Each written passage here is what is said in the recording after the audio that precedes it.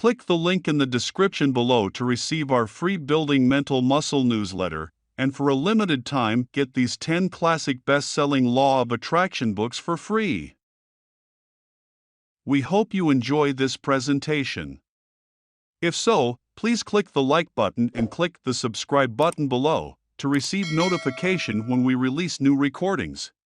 Richard Hargraves presents Seedtime and Harvest, A Mystical View of the Scriptures, by Neville Goddard. First published 1956. This audio edition recorded 2023. Digitally narrated using the voice of Jeff Masters for BuildingMentalMuscle.com. Copyright 2023 Iron Power Publishing. All rights reserved. Seedtime and Harvest, A Mystical View of the Scriptures, by Neville Goddard. Chapter 7. Be ye wise as serpents. Be ye therefore wise as serpents, and harmless as doves.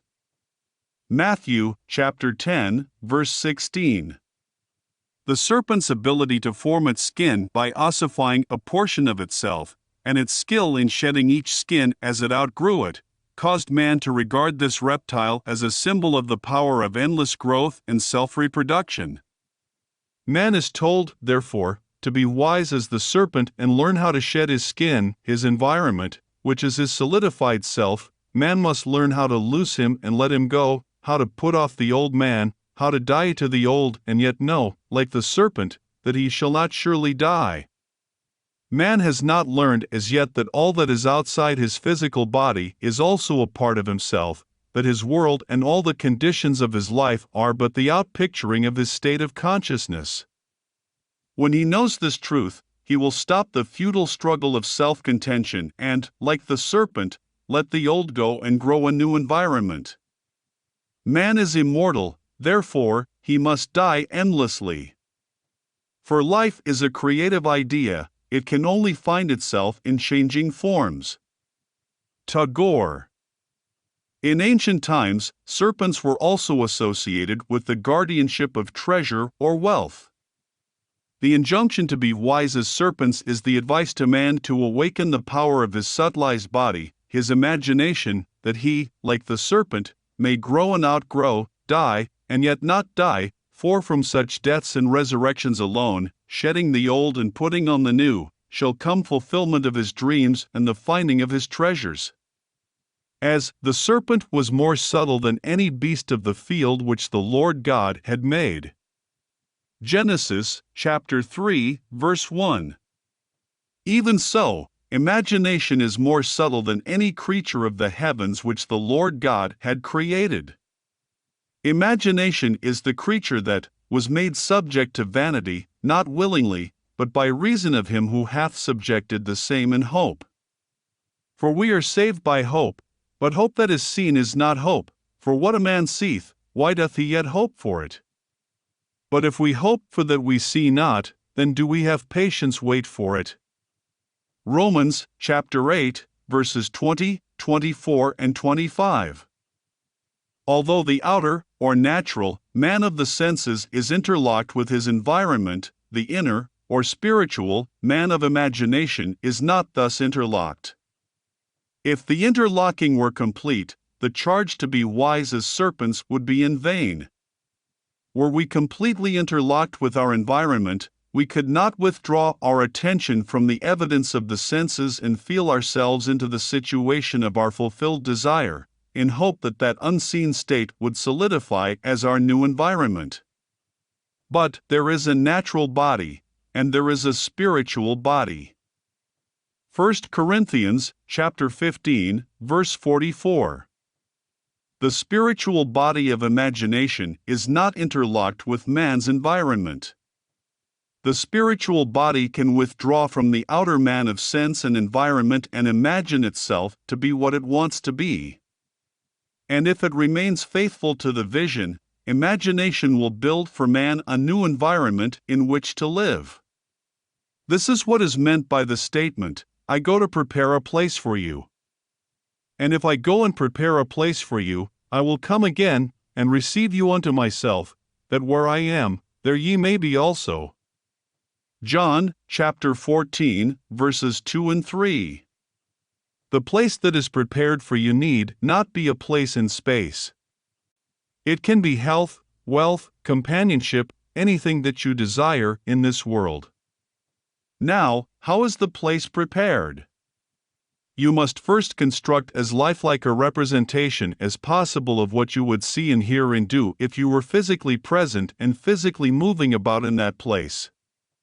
Then, with your physical body immobilized, you must imagine that you are actually in that place and are seeing and hearing and doing all that you would see and hear and do if you were there physically. This you must do over and over again until it takes on the tones of reality. When it feels natural, the place has been prepared as the new environment for your outer or physical self. Now you may open your physical eyes and return to your former state. The place is prepared, and where you have been in imagination, there you shall be in the body also. How this imagined state is realized physically is not the concern of you, the natural or outer man.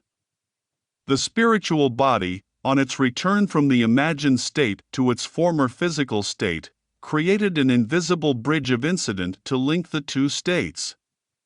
Although the curious feeling that you were actually there and that the state was real is gone, as soon as you open your eyes upon the old familiar environment, nevertheless, you are haunted with the sense of a double identity, with the knowledge that there is a natural body, and there is a spiritual body. When you, the natural man, have had this experience, you will go automatically across the bridge of events which leads to the physical realization of your invisibly prepared place. This concept, that man is dual and that the inner man of imagination can dwell in future states and return to the present moment with a bridge of events to link the two, clashes violently with the widely accepted view about the human personality and the cause and nature of phenomena. Such a concept demands a revolution in current ideas about the human personality and about space, time, and matter. The concept that man, consciously or unconsciously, determines the conditions of life by imagining himself into these mental states, leads to the conclusion that this supposedly solid world is a construction of mind, a concept which, at first, common sense rejects. However, we should remember that most of the concepts which common sense at first rejected, man was afterward forced to accept. These never-ending reversals of judgment which experience has forced upon man led Professor Whitehead to write, "Heaven knows what seeming nonsense may not tomorrow be demonstrated truth." The creative power in man sleeps and needs to be awakened. Awake thou that sleepest and arise from the dead. Ephesians, chapter 5, verse 14. Wake from the sleep that tells you the outer world is the cause of the conditions of your life. Rise from the dead past and create a new environment. Know ye not that ye are the temple of God, and that the Spirit of God dwelleth in you? 1 Corinthians, chapter 3, verse 16. The Spirit of God in you is your imagination, but it sleeps and needs to be awakened, in order to lift you off the bar of the senses where you have so long lain stranded. The boundless possibilities open to you as you become wise as serpents is beyond measure. You will select the ideal conditions you want to experience and the ideal environment you want to live in. Experiencing these states in imagination until they have sensory vividness, you will externalize them as surely as the serpent now externalizes its skin. After you have outgrown them, then, you will cast them off as easily as the snake throws her enameled skin. The more abundant life, the whole purpose of creation, cannot be saved through death and resurrection. God desired form, so he became man, and it is not enough for us to recognize his Spirit at work in creation. We must see his work in form and say that it is good, even though we outgrow the form, forever and ever. He leads through widening chambers of delight to where throbs rapture near an end that eye recedes, because his touch is infinite and lends a yonder to all ends. And I, if I be lifted up from the earth, will draw all men unto me. John, chapter 12, verse 32. If I be lifted up from the evidence of the senses to the state of consciousness, I desire to realize and remain in that state until it feels natural. I will form that state around me, and all men will see it. But how to persuade man this is true, that imaginative life is the only living, that assuming the feeling of the wish fulfilled is the way to the more abundant life and not the compensation of the escapist, that is the problem. To see as though widening chambers of delight what living in the realms of imagination means, to appreciate and enjoy the world, one must live imaginatively, one must dream and occupy his dream, then grow and outgrow the dream, forever and ever. The unimaginative man, who will not lose his life on one level that he may find it on a higher level, is nothing but a Lot's wife, a pillar of self-satisfied salt. On the other hand, those who refuse form as being unspiritual and who reject incarnation as separate from God are ignorant of the great mystery. Great is the mystery, God was manifest in the flesh. Your life expresses one thing, and one thing only, your state of consciousness. Everything is dependent upon that. As you, through the medium of imagination, assume a state of consciousness, that state begins to clothe itself in form, it solidifies around you as the serpent's skin ossifies around it. But you must be faithful to the state. You must not go from state to state, but, rather, wait patiently in the one invisible state until it takes on form and becomes an objective fact. Patience is necessary, but patience will be easy after your first success in shedding the old and growing the new, for we are able to wait according as we have been rewarded by understanding in the past. Understanding is the secret of patience. What natural joy and spontaneous delight lie in seeing the world, not with, but as Blake says, through the eye. Imagine that you are seeing what you want to see and remain faithful to your vision. Your imagination will make for itself a corresponding form in which to live. All things are made by imagination's power. Nothing begins except in the imagination of man. From within out is the law of the universe. As within, so without. Man turns outward in his search for truth, but the essential thing is to look within.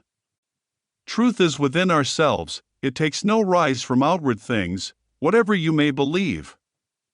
There is an inmost center in us all, where truth abides in fullness, and to know, rather consists in opening out a way whence the imprisoned splendor may escape, than in effecting entry for a light supposed to be without.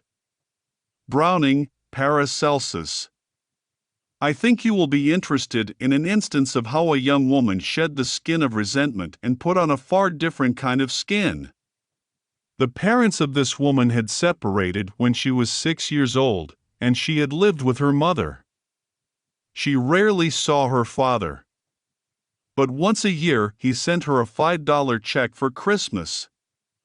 Following her marriage, he did increase the Christmas gift to $10. After one of my lectures, she was dwelling on my statement that man's suspicion of another is only a measure of his own deceitfulness, and she recognized that she had been harboring a resentment towards her father for years. That night she resolved to let go her resentment and put a fond reaction in its place. In her imagination, she felt she was embracing her father in the warmest way. She did it over and over again until she caught the spirit of her imaginary act, and then she fell asleep in a very contented mood. The following day she happened to pass through the fur department of one of our large stores in California. For some time, she had been toying with the idea of having a new fur scarf, but felt she could not afford it. This time her eye was caught by a stone marten scarf, and she picked it up and tried it on. After feeling it and seeing herself in it, reluctantly she took off the scarf and returned it to the salesman, telling herself she really could not afford it. As she was leaving the department, she stopped and thought, Neville tells we can have whatever we desire if we will only capture the feeling of already having it. In her imagination, she put the scarf back on, felt the reality of it, and went about her shopping, all the while enjoying the imagined wearing of it. This young woman never associated these two imaginary acts. In fact, she had almost forgotten what she had done until, a few weeks later, on Mother's Day, the doorbell rang unexpectedly. There was her father. As she embraced him, she remembered her first imaginary action. As she opened the package he had brought her, the first gift in these many years, she remembered her second imaginary action, for the box contained a beautiful stone marten scarf. Ye are God's, and all of you are children of the Most High. Psalms, chapter 82, verse 6. Be ye therefore wise as serpents, and harmless as doves. Matthew, chapter 10, verse 16. End of chapter. If you enjoyed listening to this recording, please click the like button and click the subscribe button below to receive notification when we release new recordings. Click the link in the description below to receive our free Building Mental Muscle newsletter, and for a limited time get these 10 classic best-selling Law of Attraction books for free.